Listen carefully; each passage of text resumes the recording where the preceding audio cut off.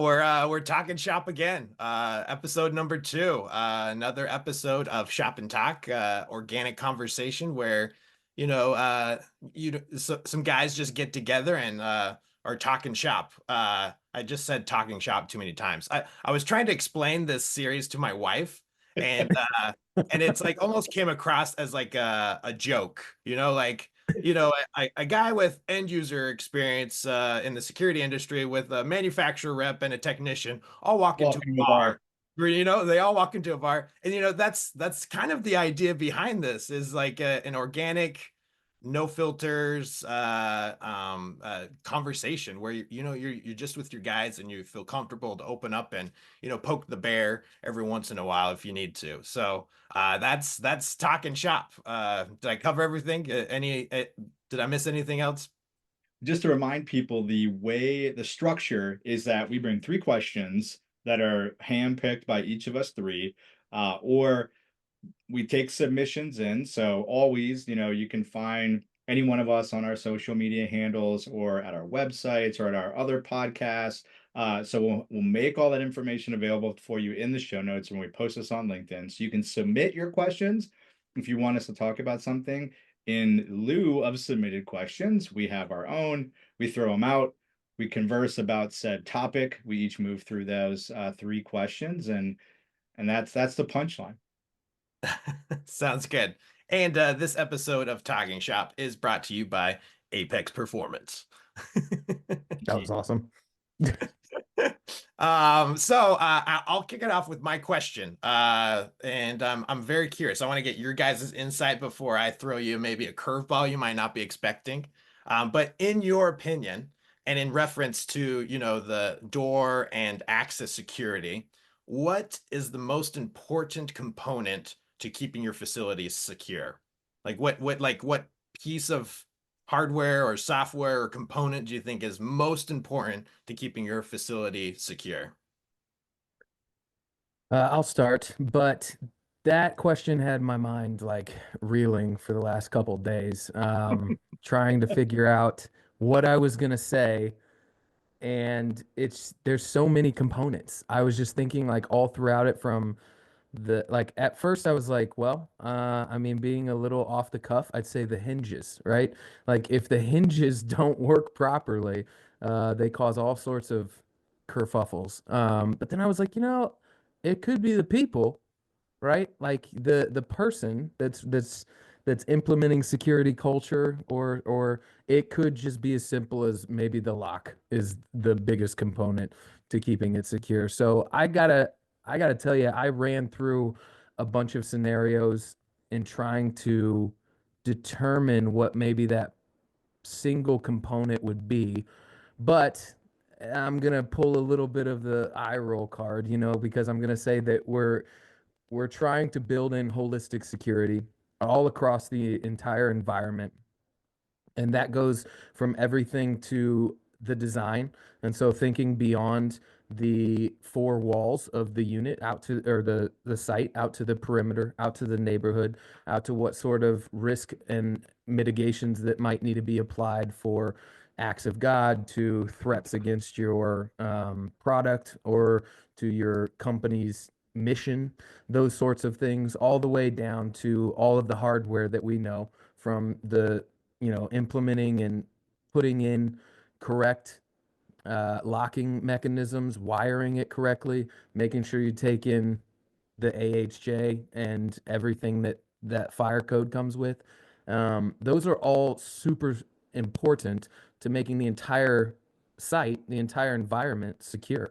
And so if I had to land on that one most important component, I'm gonna actually pull it back. This is where the eye roll comes in, because you're like, yeah, of course he would say this, but the integrator, right? I think that the integrator is the most important component to keeping a facility secure, because even from the manufacturer or the vendor down to the designer or the architect, and even to the end user using it afterwards, that integrator is like that bridge from pulling all of the expertise and knowledge over the bridge to the end user and training them and allowing them to use it properly so that it continues to keep a facility secure. So that's kind of what I landed on. I know that some people can be like, God, this guy, he can't get off the integrator. Well, I think you bring up a good point that like it's so complex. It seems like it should be such a simple question, but the Mm, security industry is never simple, right? It's complex for a reason, and our job is to try to make it as simple as possible, right? And I think you bring up a good point. A good integrator is going to be able to pull through and help out that owner with their facility and make sure that they have the knowledge, the requirement, the software, the access control, all the hardware, those hinges, right? All set in place. A good integrator is going to know that a hinge is a very important part to your yeah, security yeah, opening, right? So right. I think you bring up a good point there. A good integrator. It is. I get like the eye roll reason, like, oh yeah, of course, just get a good integrator, right? Like Yeah, it's easier said than done, right? yeah, that's But complex too, right? yeah. How about you, John? So Bear, I loved your first comment. Like if we take the question in its most purest direct form, when I was first looking at it was what physical component is the most important, right? And that's right. And so I didn't think hinges, but like that's fucking brilliant of like if the door like, because that, I mean, if you want, like, if we go full door dork on this thing, if the hinges aren't right, the door is not set, the closing mechanism's not working, the door contact's not lining up, the locking mechanism's not closing, right? So the hinges might be the most important physical component on the door because they can jack up everything else downstream and make it really hard. I mean, when a door sags, that's like the first thing that we check when we're having nuisance alarms at the door. Like it's like Mm, door contact, what's causing it? Could be the sagging door hinges or something else was misaligned. So I love that answer. And if we want to go to pure like physical form, that's that I probably agree with you there. Um, Taking a more abstract kind of macro level, I also agree with your point that the human factor tends to be the weakest link. So if you're program, your physical technology program, your software, your hardware, it's all, great integrator can come and install, but if your culture sucks at your company, then mm, your technology will fail. And so I would point to that the like end user slash end user company culture. Because same thing, I mean, we could go all the way down to the resident. Like if I don't lock my front door, what's the use of having a $600 lock that was professionally installed if I don't lock it? Same thing at if I'm an end user and a corporation or a large entity, a hotel, like wherever, right? If your process and your procedures and your governance and the culture doesn't enable, then it doesn't matter what you put in. It's not going to work. And so I think, and again, like we could you could slice this a million ways because I would also say in that culture, if you have faulty hardware, something's going to be done about it quickly. And mm. so if the technology is not working, or that person's more likely to demand a higher end integrator, going to have a list of these are the requirements that I have. I'm going to have a punch list process when I'm accepting a deployment. I'm going to have technical specification standards. I may use a consultant, right? Like those things are more likely to happen in a high compliance, high security culture, or just one who gives a shit about security and safety, right? And so just because I hire someone to come put in a lock doesn't mean I care about if it works. It just means I'm checking a box, right? So I think and I guess Bear wouldn't people wouldn't be surprised by our backgrounds on like the sides we're picking because the ones that we probably have more experience and or bad experience with I've had my share of bad integrators as well, but a lot of that is driven by the willingness or acceptance of an end user to be okay with that. If you demand more, you'll get more, and I think that's where we could drive the importance of it. Yeah, So I love kind of agree with a slight asterisk on my answer. Yeah, I love how that experience, just like you said, it is what you would think maybe what bucket we would fall in, but letting it flow and play together a little bit, like I could see how the integrator could be like an aid to promoting that culture within a company that might not even know the security, but standing alone on that, like being that the culture is the most important component. I think that it's also, I see it and I go, oh yeah, that's a good thing to remind integrators and technicians that I am, involved with, to be like, hey, we need to think outside just the physical box, right? Outside the physical hardware, because you think, oh yeah, put a camera here, put a lock there. But as a security integrator, you should be thinking like, well, what's the culture like? What's the environment like? How do they view their security? Because if they don't view it as that important, and I put the $600 lock on there, then they're not going to lock the door. And so what But do I need to it doesn't do? work, right? Then you get the, and Right. so I think one of the more interesting questions for an integrator to ask, so like closed circuit to integrators and service providers, number one question to ask your prospects or customers are, what are your goals or desired outcomes for your security program or this project? What do you want this to accomplish? And if it's just, we just need cameras, then that's going to be a pain in the ass client because they don't know what they want, where they want, throw them up. They're not going to, they're going to be more Mhm. service calls on the person who says that we want, this is, or is it incident driven? Did you have an incident that you're responding to and we need to mitigate that or make sure it doesn't happen again? Or are you looking for a consultative engagement here where I can do a threat assessment and tell you, or have you done that yourself? I mean, the first question you can ask is like, have you had a risk or threat assessment of your site to know what areas require, like where should you even be putting locks? Where are the most important things in your facility kept so that you can control them with security in depth? Those kind of concepts, right? So not everybody and frankly, a lot of companies, the person in charge of security doesn't know shit about security. That's not a knock on them. It's just that not like some places don't have a security function, of the person in charge of it as a facilities or HR EHS person who just said like, hey, and now you have this too. So, you can very much endear yourself to your customer if you're adding, put the value and value added reseller and add that additional knowledge to them Mhm. and make them, and the net outcome for you is that if they're relying on you for their knowledge of security and security technology, then you're going to be their go-to person whenever they have a question. Yeah, and I preach that a lot of to integrators and technicians, that like when you're involved with your client and you're going through that access control site survey, that is just it's such a skill that people don't like train themselves in. They just think Mhm. that they're taking notes on paper, and it is a skill to do a survey in a way that provides ease of the project and works within a budget of the client. But all that to say, at the very beginning, it's asking those questions that you just brought up that I've called in the past pain points, like getting the Yeah. pain point out of the customer. So if they say, well, we just need cameras. Okay, well, did you have something happen? No. Oh, okay. Do you feel like there's something valuable that you want to watch? Like pushing into that and making sure that they tell you what the actual pain point is.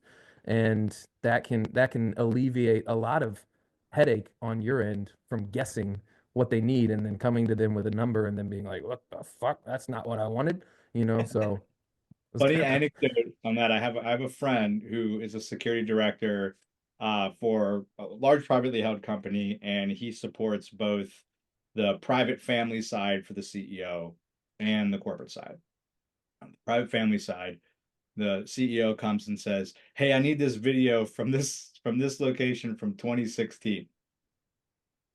Uh, the guy and the guy's only been there since 2021, 2021 around that time, and he's like, "Sir, we don't have anything, like we have 6 months retention." Like what? And he was like, the boss was like, what are you talking about? Like it's like, so getting to the point of like, and so he texts me, he's like, hey, about this stuff, like how do I build a, so we're looking at like, I'm like, you can, this guy's old school, like get a bunch of fucking terabyte drives and throw it in the, and just download everything so he can physically touch it and then back it up to external drives and pull it off of a shelf like a fucking encyclopedia. Like that's probably what he wants. But if not that, here's this cloud storage provider that can help you out.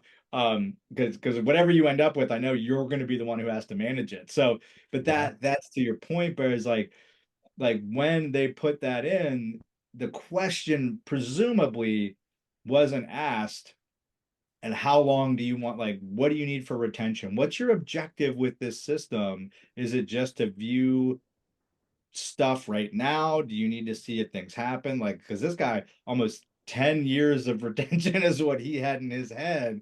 Unrealistic expectation, because he's like, man, I got iPhone, I got iCloud storage back from 2012. Like, why can't Mm. I have my camera footage, right? So there's also this expectation alignment that is becoming more prevalent today because we have so much technology in our day-to-day life, that people's reference point to the possible at low cost is like super skewed. So they're like, well, why can't I Mhm. do everything from my phone?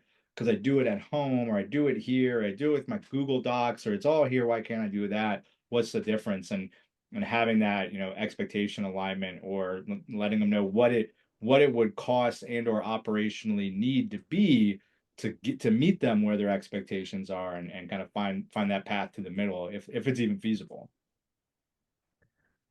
You, Benji? Wow. Sorry, we hijacked Yeah, that. so hinges. Wow, Hinges, Benji. guys. That's Hinges, Wow. that's yeah, where we landed. hinges. People and You hinges. guys you guys took that to the next level. And I love it in all the best ways. I thought I was gonna throw a curveball here and say hinges and like blow your guys' Nuh-uh. minds, but both of you guys said hinges as like the first component. So I'm glad we're on the same wavelength, That's at least awesome. security wise. And yeah, hinges, door closer. Like if you could have the best lock in the world, if the door doesn't close, it's not locking, right? You could have the best access control system in the world. If Hmm. if if it's not closing, if you're not monitoring that latch, if you're not Yep. have a door position switch, right? And I would say like a good integrator would probably like, oh, you need a door position switch. You need to be monitoring that door constantly, right? That would be good. But like a even greater integrator, like you said, Bear, would understand that, after the first year of a build, like the building settles into the foundation. And you know what is attached to the foundation? Your frames. And your frames settle. And that means your hinges are off and your door is out of skew, and you're going to get calls like, hey, why isn't my door locking properly? Right. So I think that, I mean, first of all, I'm like blown away that both of you said hinges, because that was like my, like, oh, no security professional is going to Oh say no, but I'm so hinges. smarter than everybody. No one's gonna say hinge. So that's, That makes me think of, so a lot of times I try to promote door health as something that you're taking into consideration. And I was given that kind of perspective from Roger Schmidt from Asa Abloy, which you know him from the past, but he's been teaching and traveling for a very long time. And he's taught me to wire up my first mag like over a decade ago. But he was key on like door health. And yeah, I think look at us, man. We're the smartest in the game. That's what I got from this conversation. So, Well, just that concept of door, I mean, like, shout out to him for, you know, yeah. like being the evangelist of that, maybe not the only one, but definitely like something to promote is like a healthy door. Because you brought something up, Benji, that I want to tap on is, I recall doing and again, this I'm gonna out myself as an uneducated end user at the time, because the I said I need to add 10 doors to my system. Okay, so bought the licensing, boom, add the doors, go integrator, put them in. Well, I didn't look over the bill of material. I didn't look over the statement of work. There were no door contacts. So all these doors go in, and I'm like, hey, we're not getting any alarms on these doors when they're like, my door was left open because it was the executive offices that we wanted to put it on. So I put a nice fancy blue diamond reader back in 2018 on my executive door, 2017, 20, something like that. I was like, I can open this door with my phone. It's gonna be amazing. Executives were loving it. My door didn't shut all the way, probably because the hinges, who knows, because electrified hinges were put in because of the type of frame. But I was like, hey, they didn't get any alarms on like door held, or door held open. It's supposed to lock the code after 6. If I'm at the office, it's gonna lock. Um, oh, I don't know, like let's check it. no fucking door contacts. Yeah. I just thought they were embedded in the, I mean, back then it was kind of all the electrified lock would have the embedded door contacts in it. And so they're like, no, we couldn't do it with that lock. So we I guess we forgot, right? So they had to come back, drill into all the metal frames, put the surface mount door contacts in, and I was very unhappy. But I'm like, this is my fault, and it changed the way I looked at installs. You know, I'm like, I want a broken out bill of materials, and like, and then in my head, I'm thinking, and what made me think of this, and Bear, was not just your comment, but also healthy. Like, what are the components of a healthy door, right? And like knowing all the pieces and parts that go into a healthy access controlled, you know, electric access control door, and knowing that, and then like what does that look like, and what is the maintenance and the support and all that kind of thing looks like on the initial install, and then the overall maintenance and health of a door over time. So I love that concept, and you know, and I'm not ashamed to admit when I did not know what I didn't know. And but it, For sure. again, from that point, it changed the way I did everything, and not just with like, because it's like if I'm not paying attention on a door that only has 5 components that I need to check through, what happens when I deploy, you know, a $2 million multi-site project across, multiple countries? I need to pay better attention. So that's what I learned. Yeah, and one comment here for people that are listening. A door position sensor is fantastic. Latch monitoring is even better. Think Mm, about how many times I think of school situation because I did this as a kid. You know, we're all I wanted to, go into the basketball court and play basketball after hours, right? So I would take a bunch of tissues and shove it into the latch, right? And so the door would close, but the latch wouldn't actually latch because it was something obstructing it. So if there was a door position sensor in the system, it would say, "Oh, the door's closed, you're fine." But later that night, I would be able to open up the door. So if you're able to get a latch monitoring kit, I mean, if most electric strike manufacturers have that as like an add-on if you want to throw that into your electric strike or something like that. So that's another level of, knowing your door health and status of your door. What's the point of access control if you're not monitoring it, right? yeah, Totally. good stuff, guys. Great Okay. question. All right, I guess my turn, right? Okay, so I have been subtly dropping on like every guest appearance I've had in the last 3 times, the Great Smushing. And it's because I'm trying to coin it instead of convergence, because I hate trend words where they just get out there and then like every single white paper you can download off of LinkedIn says the word convergence on it. So I would love for them to use something as stupid as the Great Smushing. But anyways, that is in relevance to convergence. So how fast should we expect convergence to get us to a place where what we have now is considered either the past or it's not even like recognizable? And I understand that there's going to be some things that linger. For instance, like we still use keyholes today that they used in the 1800s, but when are we going to get to a point where we get a hoverboard, from an access control like world? So we'll start with John. Like what do you think? Man, well, I mean, like first and foremost, I'm still amazingly disappointed in the fact that Back to the Future like isn't like we're not Yeah, there I yet. know. It's like super bums me out every time. I'm like, I don't have, well, I guess there are Nikes that can kind of lace themselves, but they're not exactly what Marty McFly had on. And then for sure there's not an effective hoverboard. So that bums me out every time I think about it. But as it pertains to this, I mean, so convergence, are we defining it as in the fact of like what, like the IT, OT, physical security coming together, like that whole, like it all just becoming one thing? Yeah, and what that would reap like hardware wise and Yeah, software wise, and when it would be something that we would look back at talking shop from 2024 and be like, these guys are talking about stuff that doesn't even exist anymore. this way. Yeah.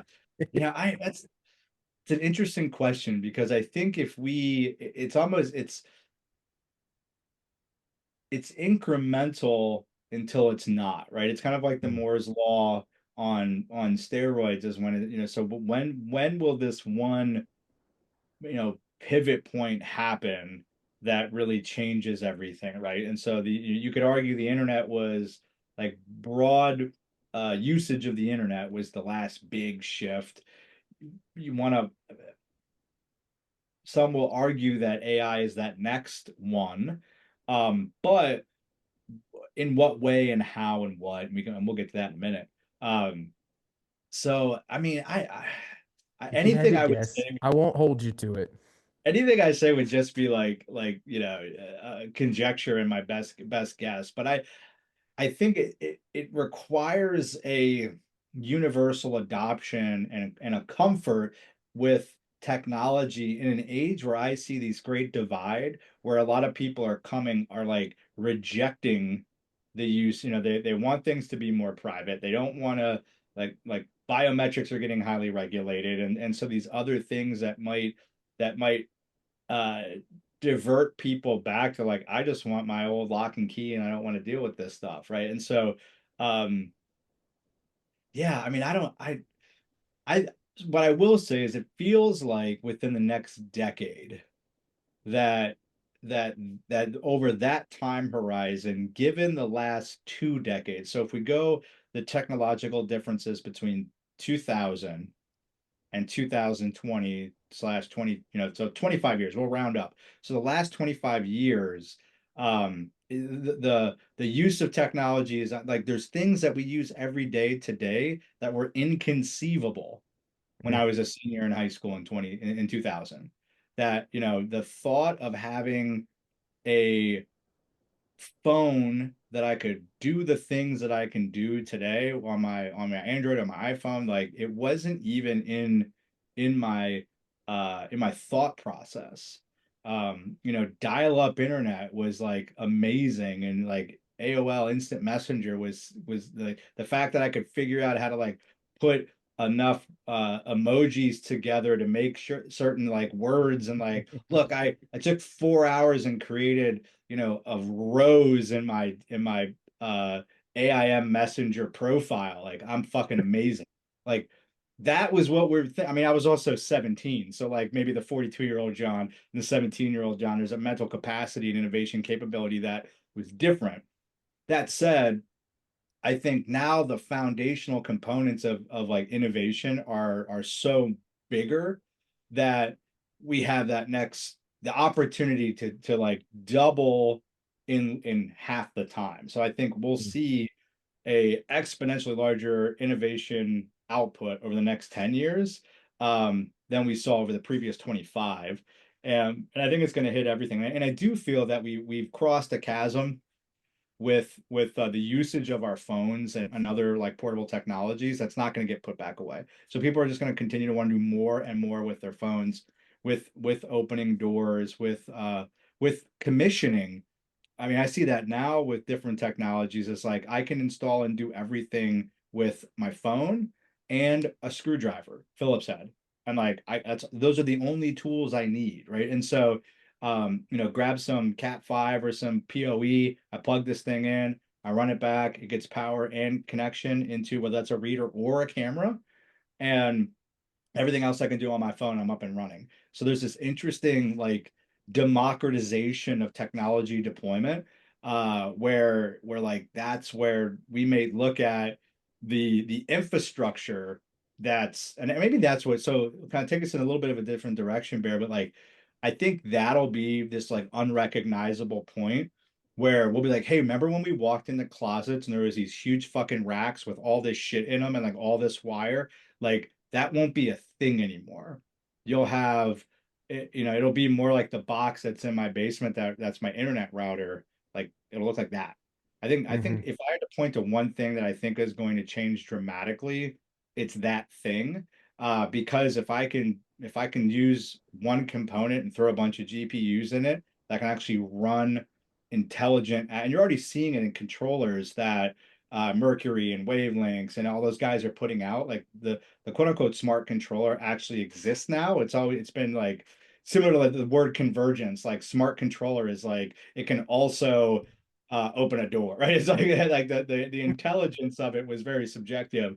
but now it's able to run applications, multiple applications. And I think as that form factor shrinks and it gets smarter, the power capability gets, so I don't have to put a bunch of fucking batteries in there too. Like all that back end control room type infrastructure, the form factor is going to drop dramatically. And we've talked about this before, I think, on the previous episode, is that I believe there's a world where I simply put a Raspberry Pi, or even I think we're in a part where the reader can also be the controller and all the intelligence is at the door. And as long as it can be protected and encrypted appropriately, you're just wiring up a reader and then it's going back to a data source, right? And then it's all there. So I think that's where I see that whole the door back to the server basically, or the cloud infrastructure, being the dramatic shift that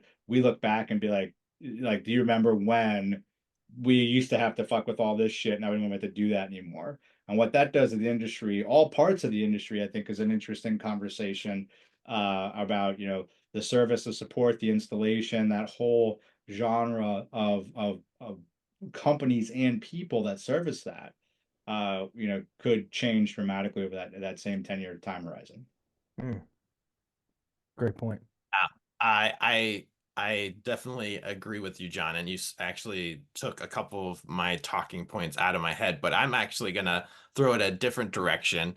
But I'll get that to there in a second. Like, think about the evolution of like the of access control, right?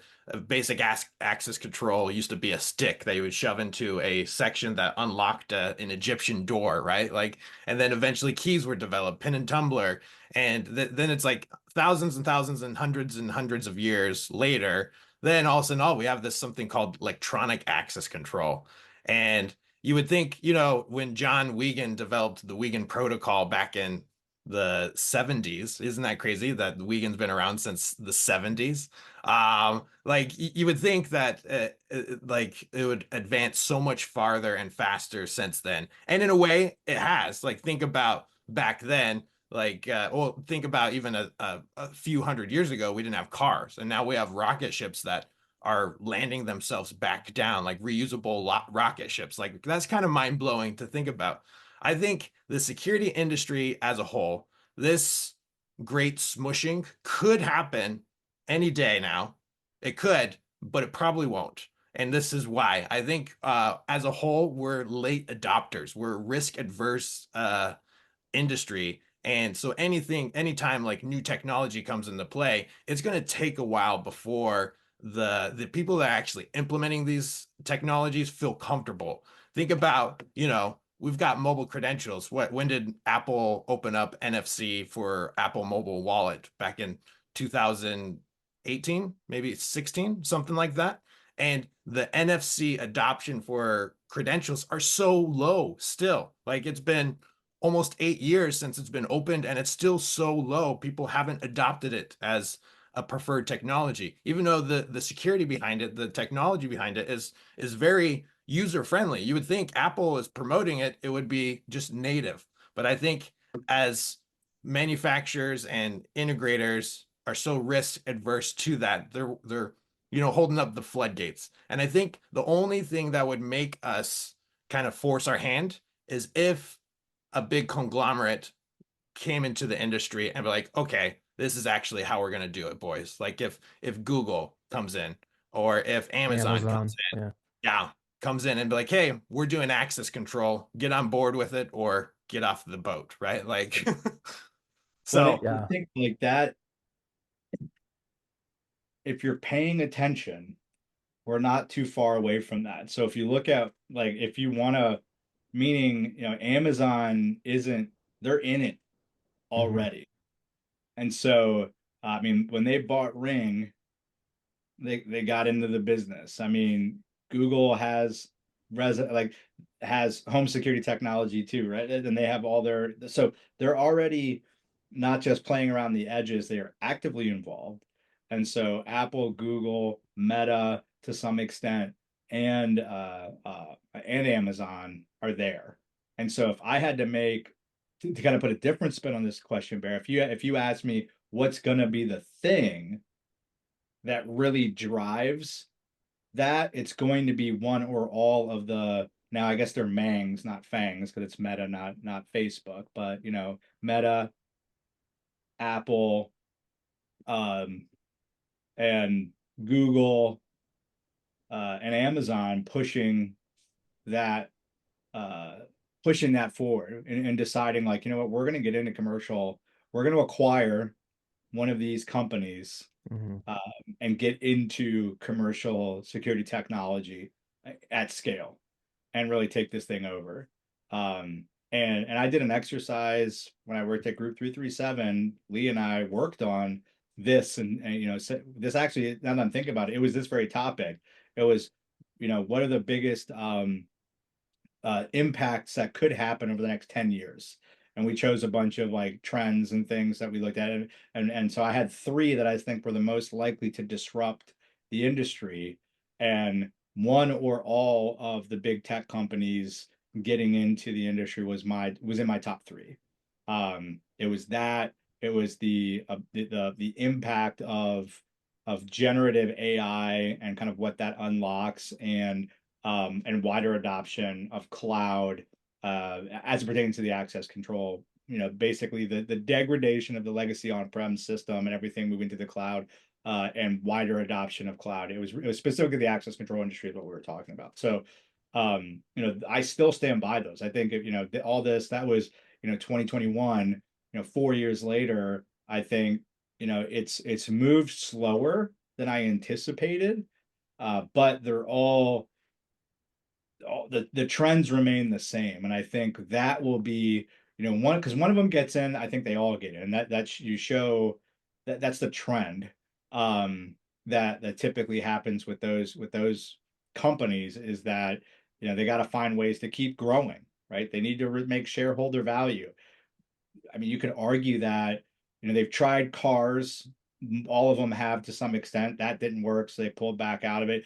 So you look at the different industries and verticals that they get into, and they all kind of get, and we're one that they've been testing out for probably a decade, Mm-hmm. and their tentacles are far enough into it that I feel like they'll push in and become a real, because companies like that have so much money, they can become a real player. Go acquire three companies, and then all of a sudden they've bought up 10% of the market share, and that's significant in our industry. Yeah, I Yeah. think that my answer is actually like kind of both of those. I think that it's a factor that we're slow in our industry, and so it's gone slower than I thought it would too. But I also think that I would I would say that decade, cut that in half and say in the next 5 years, the technology or the key component of a technology that's going to change everything in the face of what we're looking at is going to like arise. And then Mm, in that 10 years, it will be, I think, like you said, fully adopted, but it could take 20 before you walk into any IT closet and you don't see racks anymore, yeah, you know? So, yeah, something along those lines. But I agree with everything that you guys have Yeah. said. And John, you mentioned like all the what happens if the reader becomes, smart and like it has the controller, it has everything that you need to connect to the cloud. But what if the reader goes away? What if that's built into the VMS system? What if that's in the yeah, camera?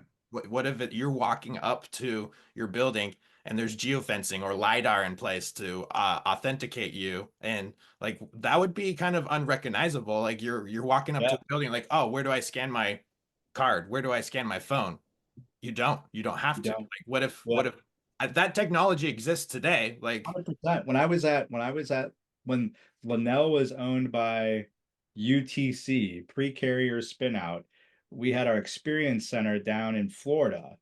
And back then, this is 2017, 18, the Blue Diamond app at the time, you could enable geolocation on your phone, that when you got on site, it would open up it would remember your location based on kind of like the Google Maps backend. I forget exactly how they did it, but it would say, okay, now you're here. We're opening up your app, and where your predetermined, they called it pathways, and you predetermined pathway that you would go in. And so it knew the readers that you were enabled and go through. You could just take your phone out, toss it in your pocket. It was Bluetooth. And so you got within like 5-ish feet and it opened the door. Right. So like, so that being said, like you could do that in a bunch of different ways, different sensor form factors, different, like exactly what you're saying. And we're talking, 7 years that technology, it was, again, I don't know that it was adopted very much or like, but it was there, right? So it's like it's not something we have to go invent. It's when does it become both usable, feasible from a financial deployment perspective and scalable in a way that people adopt it. Yeah, great point. Great point. And then all you need to do is use wireless power, right? And then your strike is powered in the frame. You just screw it in and it works, right? Because we're quantum wirelessly powering everything in our universe. Well, have you seen those wireless rechargers? Yeah, yeah, Yeah, there's some pretty cool stuff coming out where it's like it's battery operated, but it's recharging the battery from like Yeah. 15 feet away. Like, yeah.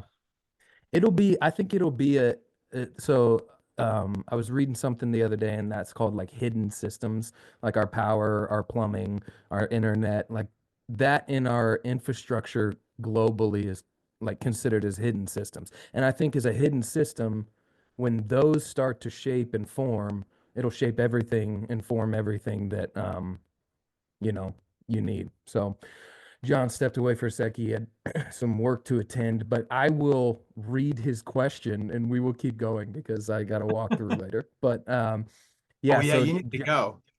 no, it's all good. I still got, yeah, maybe 10, 15 minutes.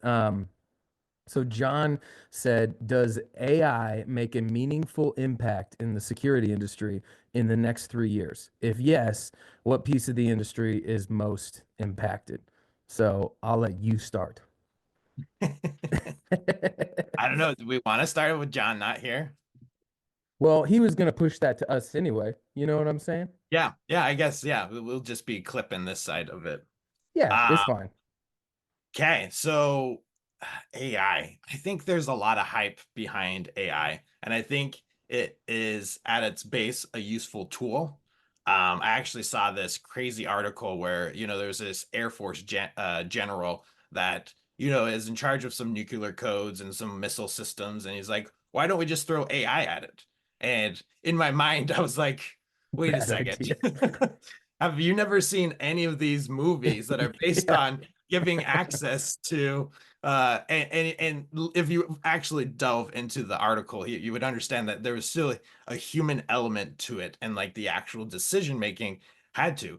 But AI is getting so good, and it's getting to the point where you technically wouldn't need that, right? It's taking away decisions from people that just takes time or effort. Or I think of companies that minimize like alarm systems. Like there's so many false alarms out there. If you had AI built into a system, a security system that filtered out the false alarms and only let you know about the most important ones, like why not? Like it seems like a no-brainer, and that I feel like the technology's there and it could be implemented pretty quickly. But I'm probably like the stodgy old man on this on this, like, but like the security industry is never going to adopt it, right? Like they're never going to give that full control over. They're not going to give the nuclear codes to AI, and they never will. And until you do that, like it won't really benefit your system all the way, if that makes any sense. Like it can be a helpful tool, and I think people are implementing it right now with VMS, with access control. But I think overall, until we fully enable it, and which I don't think humanity in general are scared of that, right? Like when I mentioned that this general is talking about giving AI capabilities to our weapon systems, like your face said it all, Bear. Like, Yeah, yeah. We've seen the movie before, and we don't Yeah, like the yeah. way the Terminator yeah, ends yeah. up. I think this kind of plugs back to the last question. I feel like to enable some of the things that we just pontificated about, you have Yeah. to embrace the full usage of it to glean the full benefit. And so it's an interesting thought, Benji, of like, if you don't, and where, and there's a whole other discussion around like regulation of AI. There's a I haven't read the book yet, but I've been listening to a podcast with the guy on it. He wrote Homo Sapiens. Oh, It's a Hmm. fantastic book. And then he wrote a follow-up to that, where he talked about like super humanoids becoming, basically AI enabled and being able to like, and then he's writing another book of like, oh shit, we got here a lot faster than I thought, and like we're on the precipice of this potentially. And again, that kind of supports our thesis, Benji, around what happened in the last 25 years being done in 5 to 10, right? If you actually embrace it. But I think that we're at that juncture, that thought pro or like that that Rubicon of like, do you go all in or not? And I think that holds us back, not in a negative way, but maybe it, keeps us from making bad decisions when it comes to what we unleash this on. Yeah, and I think also that like you say, yeah, our security industry is never going to adopt that, but some of the AI that I think will be the most impactful in the next 3 years is going to be from outside the industry, and so the security industry almost won't have an option but to adopt it because it's playing with a process or it's playing with some sort of interoperability that is allowing the security industry or profit margins to get bigger, you know? So I was thinking about that question today, and I thought to myself, there's kind of two things. I think there's what I would like to see in the next 3 years, and then there's what maybe I would expect to see. And what I would expect to see is more on that process and interoperability side. And I know that you probably asked this question because you're a big Rex.ai guy. And so I also have been talking to them and it's incredible. So I'll let you talk, but from what I would like to see, I would like to see AI in the design space of security engineering.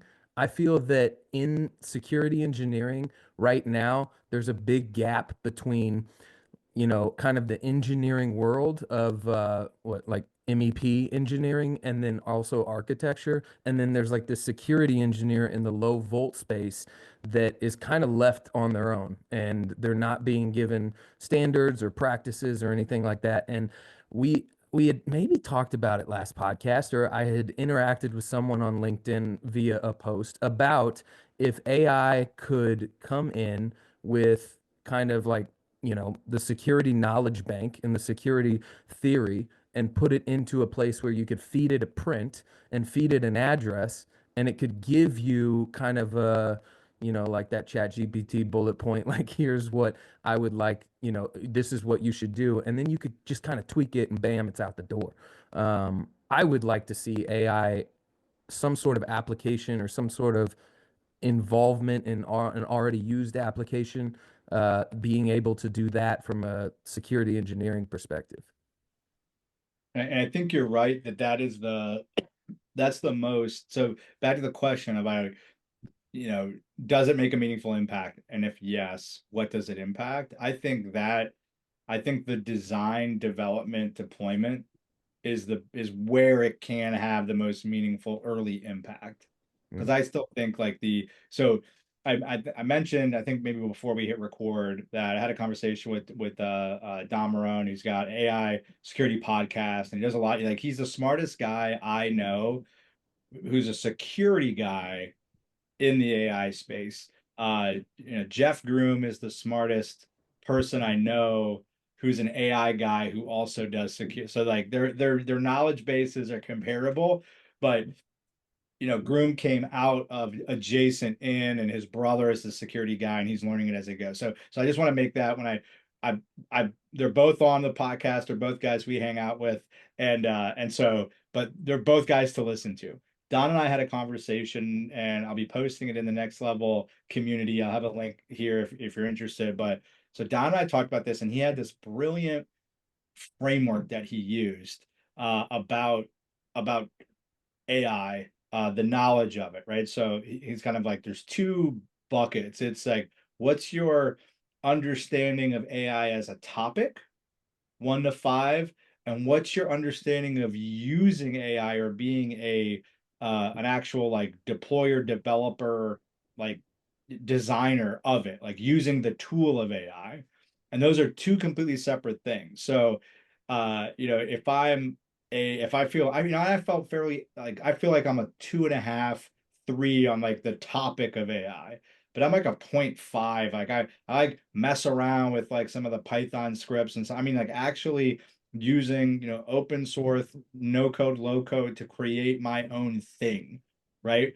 And so that's where I think we don't have like AI data scientists working in the security industry yet, Mm. or it's like not as common where so when that happens and you're actually like these things are core components of, and I'm not talking about adding some sort of fucking AI chatbot to your service platform. Like that's not AI in your platform or in your tool.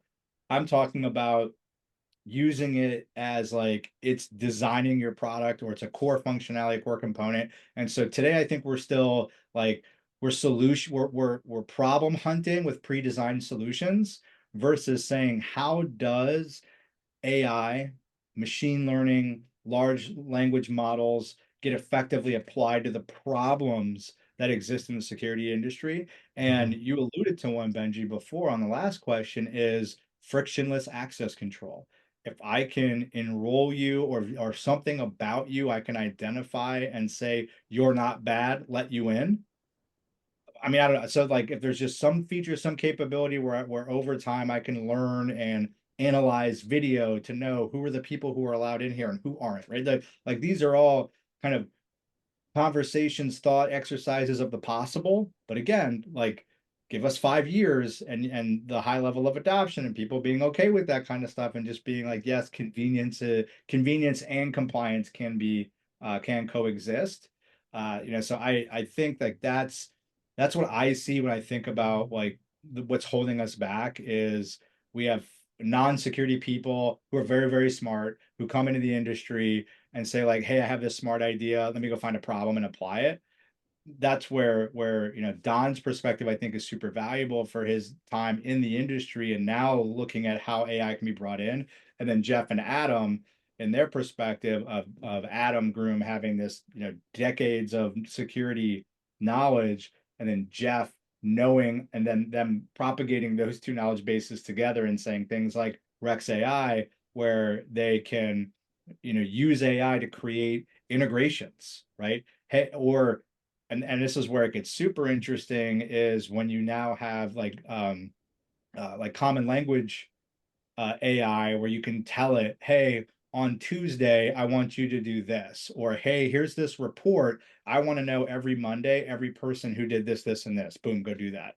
Instead of having to extract a crystal report and dump it into an Excel file and sort it just to be able to get information, right? So that's where when you can unleash these multimodal components on Mhm. big pieces of data to sort and make decisions and whatever. And that's both security technology perspective, like, hey, I'm an integrator and configure this system like this, and this, go. And then the bot just goes, the AI model goes and configures it exactly how, and I don't have to read a manual anymore. I don't have to go get certified in an Mhm. access control system. I just download their AI deployment bot and now I can go deploy it. And then it runs all the checks for me. And it does all the shit. Make sure all the doors are online. And make sure all the passwords have been changed. It does everything, gives me a green thumbs up, and now I've deployed it. Right. So like that's those are, and I don't think we're too far away from that. Like the feasibility of that actually happening is not decades, it's years and months. And that's the same AI application that's also going to be interacting with the user. For the Mhm. user then to say like, hey, I've got a new hire next Tuesday. His name is John Smith and he needs access to first and second level, but not the IT rooms. You type that and then it just fucking does it, you Yeah. know? And then how long until like Benji, what you were saying, where like it was all involved with one another that AI like saw Fred get fired via the VMS and just knows to like get rid of his credentials, like not let him in the door anymore. You know, we saw him get fired. You know, we heard the phone call because it's a VoIP system. So it's like that is just it goes really far, really quick in your Yeah. mind. But Yeah. Well, Man, and just then and that's where that's like you said, like a multi-purpose application where it's where after I install, then that same AI machine learning algorithm is going to continuously check to make sure my system is still healthy, right? So Yeah. now it's performing the activity. So I think that like my last thought on like the place that could be most disrupted is really everything, because once you have it in your system and it knows you, it can do a lot of the manual processes and automate. And that's the first path is like, automation isn't AI, but automation is the first foundation where if you're allowing things to be automated and like if then processes to happen, then you're creating a place which then you can embrace machine learning, AI, and other uses for it that today I think like AI is like very smallly actually used, and a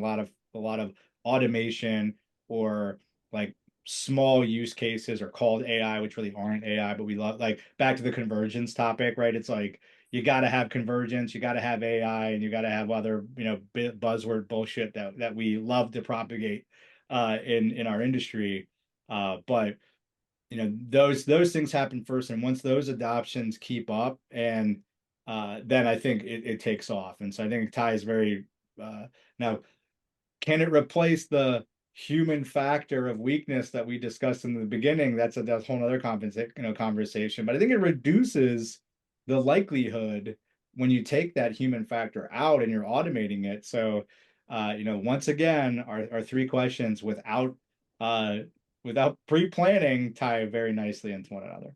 I Also, love it. that's I love it. your eye roll answer, by the way. If you ask John what it'll impact, he'll say everything. Everything. Well, well, No, also, guys, I even know. Well, go ahead. sorry, I have one more thing. One more thing. One Yeah, more yeah, thing. yeah. Even if AI just helped out integrations, that would be huge. Like think about like I work for a security manufacturer that's known for easy integrations. Like we've got an open API, right? If but it's still a lot of work. It still goes months of work of writing code back and forth, working with different companies. If AI was the middle manager that talked that just merged those API codes together, think of how impactful that would be Mm. for industry as a whole. Just integrations, just making it like easy button. That would be Well, that's the awesome. one thing Jeff Groom and I talked about was like today it has to come the typical AI models still have to come back and check with you. Hey, I went and did this thing. Did I do it right? Yep. Or tweak or did the next thing is that you give it a series of tasks and it just goes and goes and goes, right? So today it could do one of those things at a time, right? You told me to make these two connections. Did it work? Am I running this right? Check my code. When you get it checking its own code and validating because it knows and it's learning, and then it can go right that whole multifaceted integration and do it all itself, right? And then like that's what's super exciting is the ability to like go off over a week and do a multitask interconnected job and then bring you back the final outcome and say, look, I did it.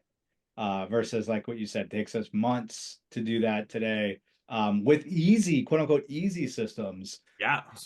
complicated ones, it could be double, triple that. So, well, awesome, guys. So we did it. That was episode number 2. For those, we didn't share this, but we're such important guys. We're so busy. Getting our schedules to align is super challenging, and so we're excited to actually lay this down. And we're not that important, but we like to think we are. And but we are busy. We are active men, uh, family men, and men of various hobbies and interests. Um, Libraries full of books that smell of mahogany, That we all don't that. read. I Yeah, think it I, just looks I great. think I think my new nickname instead of the door dork is the door diva, right? Like it's my fault, guys. I'll own it. It's my fault.